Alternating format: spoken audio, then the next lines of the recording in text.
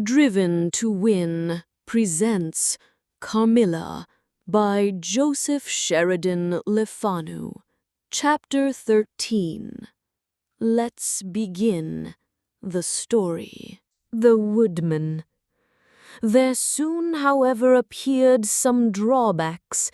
In the first place, Millarca complained of extreme languor, the weakness that remained after her late illness, and she never emerged from her room till the afternoon was pretty far advanced. In the next place, it was accidentally discovered, although she always locked her door on the inside, and never disturbed the key from its place till she admitted the maid to assist at her toilet, that she was undoubtedly sometimes absent from her room in the very early morning, and at various times later in the day, before she wished it to be understood that she was stirring. She was repeatedly seen from the windows of the Schloss in the first faint grey of the morning, walking through the trees in an easterly direction, and looking like a person in a trance. This convinced me that she walked in her sleep, but this hypothesis did not solve the puzzle. How did she pass out from her room, leaving the door locked on the inside? How did she escape from the house without unbarring door or window? In the midst of my perplexities, an anxiety of a far more urgent kind presented itself. My dear child began to lose her looks and health, and that in a manner so mysterious and even horrible that I became thoroughly frightened. She was at first visited by appalling dreams, then, as she fancied, by a spectre, sometimes resembling Millarca, sometimes in the shape of a beast, indistinctly seen, walking round the foot of her bed from side to side. Lastly came sensations, one not unpleasant, but very peculiar. She said resembled the flow of an icy stream against her breast. At a later time, she felt something like a pair of large needles pierce her, a little below the throat, with a very sharp pain. A few nights after followed a gradual and convulsive sense of strangulation. Then came unconsciousness. I could hear distinctly every word the kind old general was saying, because by this time we were driving upon the short grass that spreads on either side of the road as you approach the roofless village, which had not shown the smoke of a chimney for more than half a century. You may guess how strangely I felt as I heard my own symptoms so exactly described in those which had been experienced by the poor girl, who, but for the catastrophe which followed, would have been at that moment a visitor at my father's chateau. You may suppose also how I felt as I heard him detail habits and mysterious peculiarities which were in fact those of our beautiful guest, Carmilla. A vista opened in the forest, and we were on a sudden under the chimneys and gables of the ruined village, and the towers and battlements of the dismantled castle, round which gigantic trees are grouped, overhung us from a slight eminence. In a frightened dream, I got down from the carriage, and in silence, for we had each abundant matter for thinking, we soon mounted the ascent, and were among the spacious chambers, winding stairs, and dark corridors of the castle. "And this was once the palatial residence of the Karnsteins," said the old general at length, as from a great window he looked out across the village and saw the wide undulating expanse of forest. "It was a bad family, and here its blood-stained annals were written," he continued. "It is hard that they should, after death, continue to plague the human race with their atrocious lusts. That is the chapel of the Karnsteins down there. He pointed down to the grey walls of the Gothic building, partly visible through the foliage, a little way down the steep. "And I hear the axe of a woodman, busy among the trees that surround it. He possibly may give us the information of which I am in search, and point out the grave of Mircalla, the Countess Karnstein. These rustics preserve the local traditions of great families, whose stories die out among the rich and titled, so soon as the families themselves become extinct. We have a portrait at home of Mircalla, the Countess Karnstein. Should you like to see it?" asked my father. "Time enough, dear friend," replied the general. "I believe that I have seen the original, and one motive which has led me earlier than I had at first intended was to explore the chapel which we are now approaching." "What, see the Countess Mircalla?" exclaimed my father. "Why, she has been dead for more than a century." "Not so dead as you fancy, I am told," answered the general. "I confess, General, you puzzle me utterly," replied my father, looking at him, I fancied for a moment, with a return of the suspicion I detected before, but although there was anger and detestation at times in the old general's manner, there was nothing flighty.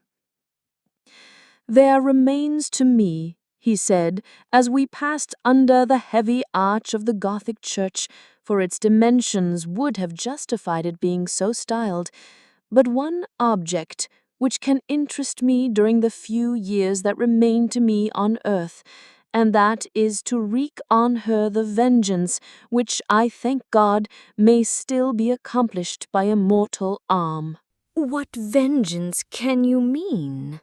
asked my father in increasing amazement.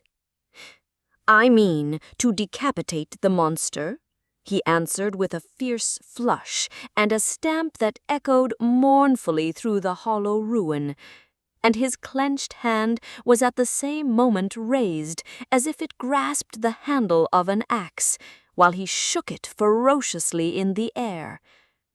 "What?" exclaimed my father, more than ever bewildered. "To strike her head off. Cut her head off? Aye, with a hatchet, with a spade, or with anything that can cleave through her murderous throat. You shall hear," he answered, trembling with rage. And hurrying forward, he said, "That beam will answer for a seat. Your dear child is fatigued. Let her be seated, and I will in a few sentences close my dreadful story." The squared block of wood which lay on the grass-grown pavement of the chapel formed a bench on which I was very glad to seat myself, and in the meantime the general called to the woodman, who had been removing some boughs which leaned upon the old walls, and axe in hand, the hardy old fellow stood before us. He could not tell us anything of these monuments, but there was an old man, he said, a ranger of this forest, at present sojourning in the house of the priest, about 2 miles away, who could point out every monument of the old Karnstein family, and for a trifle he undertook to bring him back with him if we would lend him one of our horses in little more than half an hour. "Have you been long employed about this forest?" asked my father of the old man.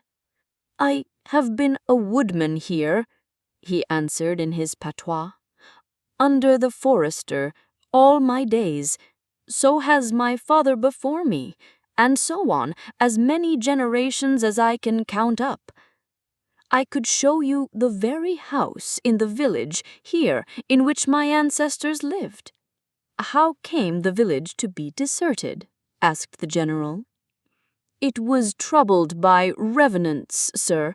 Several were tracked to their graves, there detected by the usual tests, and extinguished in the usual way, by decapitation, by the stake, and by burning, but not until many of the villagers were killed.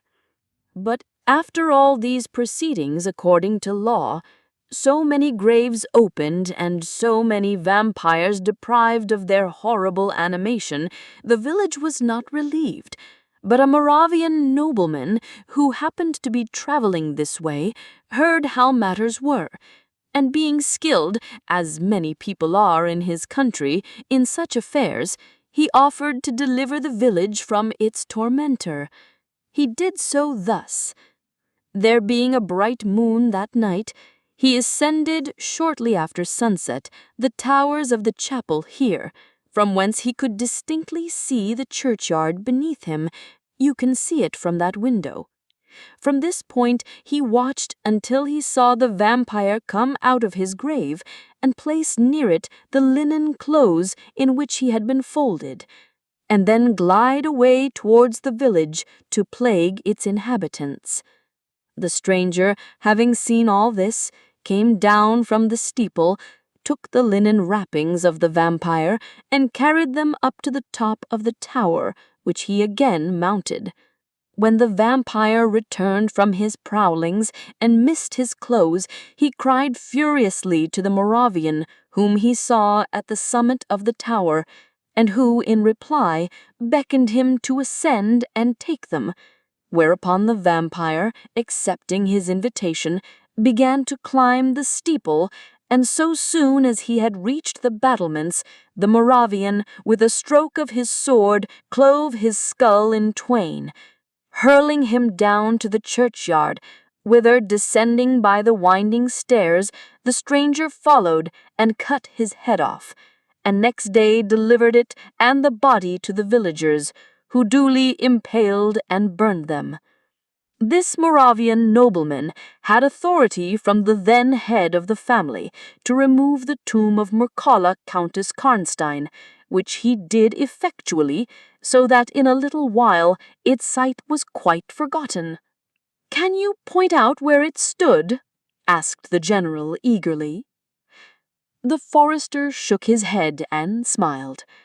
"Not a soul living could tell you that now," he said. "Besides, they say her body was removed, but no one is sure of that either."